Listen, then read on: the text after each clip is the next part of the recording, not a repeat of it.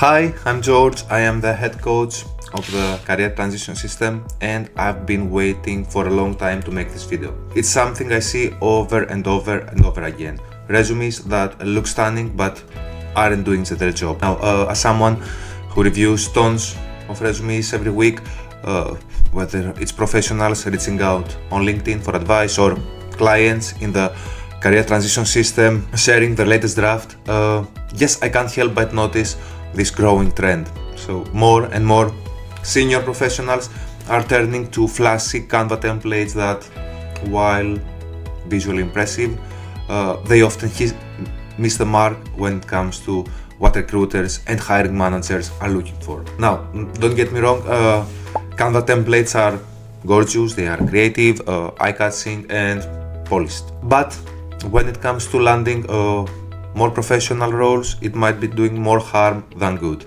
And I'm saying this with all the love and respect for the work for Canva professionals and the talented designers behind these templates, but we have to break it down so you can understand why a simpler approach might just be your secret weapon.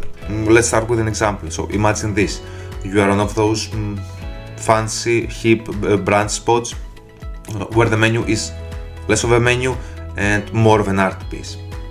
We are talking about multiple fonts, scattered sections, pictures and illustrations, but they may look cool. However, when you're hungry and you just want to order breakfast, it's frustrating. So that's exactly how recruiters feel when they come across overly designed templates. They're not there to marvel at your artistic taste. They are here to quickly scan your skills, your qualifications, and your achievements. So if those crucial details are buried under banners and hidden in different columns or surrounded by icons, they will move on to the next resume. Now, remember, recruiters will not call a flashy, colorful resume a work of art. They will call a work of art something that is clean, organized, and gets straight to the point.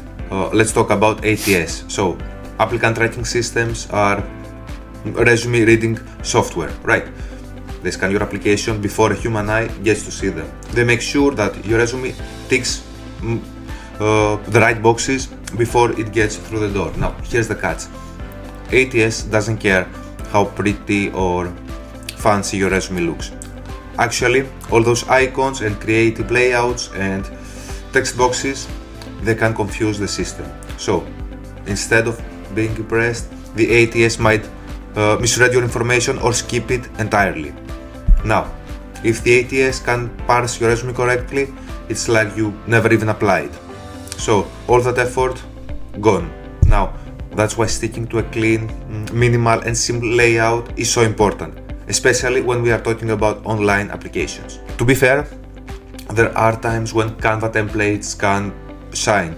So if you are in a creative field, graphic designing, photography or event planning, an artsy resume can showcase your personal style and creativity, especially when it's together with your portfolio.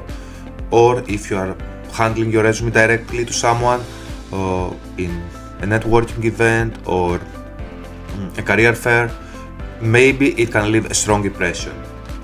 Or if you're just starting out with little to no experience and looking for your first opportunity, it might help your personality stand out. However, for most professionals, especially in industries where ATS is standard practice, a simple professional layout will always do the trick. Think of your resume as a real estate property. Every corner must have value. Every corner should be worth it. Now, to drive this really home, I'll be sharing a couple of examples, what works, what doesn't, and how you can make your resume strikes the perfect balance. Let's go. Okay, now I have opened a couple of templates randomly so we can understand better what I mean. Okay, now again, so here we have essentially two about me sections. Yeah, this doesn't even make any sense, right? And so are the skills in this section. So why you are putting a skill where you have 3 stars, right? And again, when we are we don't just write a skill, we prove it, okay, through examples, through relevant experience. And yeah, here the experience section is buried. No, we lead always with the experience. This is unnecessary. Who cares about your full address? Yeah, the photo. So essentially think about your resume like a real estate property, right? Every corner must have value and full with relevant information. So yeah, essentially the recruiter here doesn't know where to look. Now moving on to the next one. Okay, this is a classic example with 2 columns. Again, here we are wasting precious space, big fonts, photo, references. So again, this is an outdated practice. Even the text at the end, so the references upon request, no. If they want references, they will ask for it. Okay. Again, here we have a laundry list of skills without any substance. So yes, again, better, but also confusing. Okay. Now moving on to the next one. Here, even the photo here is not professional. If we have to put photo, for example, a couple of government positions or in academia, maybe they do want a photo, so it's only us with the head below the shoulders slightly. Again, about me, it's again unnecessary, right? So what you do want is to convey who you are as a professional, your value inside the experience section. And here we have those dots, so just 2 dots in copywriting, but 4 dots in market analytics. No, this doesn't make any sense. Doesn't prove anything. Same with a bar here, the references.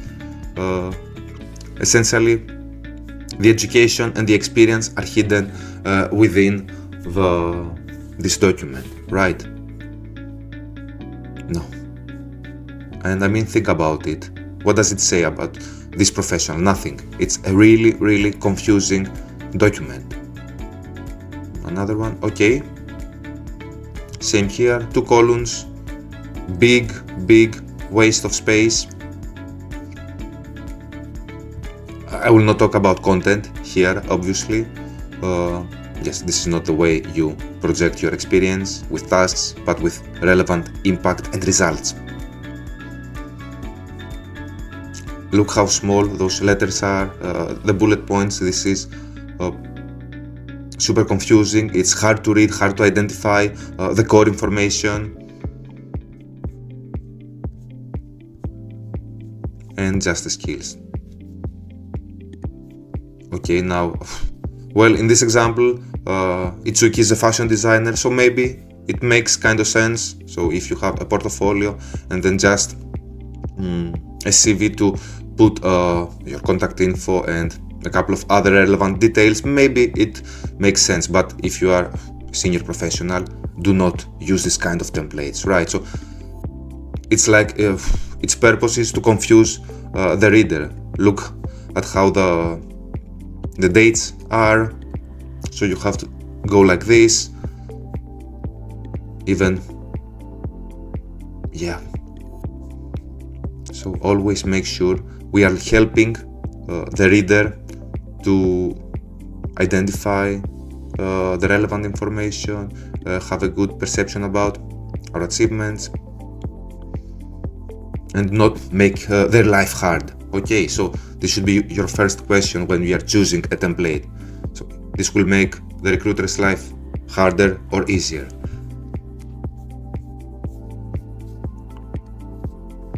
Okay, same here, right? So we have the graphical elements. Seriously, they might confuse an ATS software. Those bars, not making any sense at all. A summary. And we have little to no room for our background, our professional experiences, and the contact info is hidden in this corner. Now we are getting somewhere. So this is way more readable and cleaner and according to standard practices. Very good. Summary, again, I will insist that is unnecessary. It's better to convey your core mission, your USP within your professional experience. Okay, this is very, very good. And yes, you can find at the first comment a link to get our free guide on how to create a high impact resume, where we are talking about both design and also content. However, yes, do yourself a favor and look at this kind of resources to understand how you can be perceived as a senior resource using your CV or resume as a tool, right? So thank you for watching. Don't forget to like and subscribe.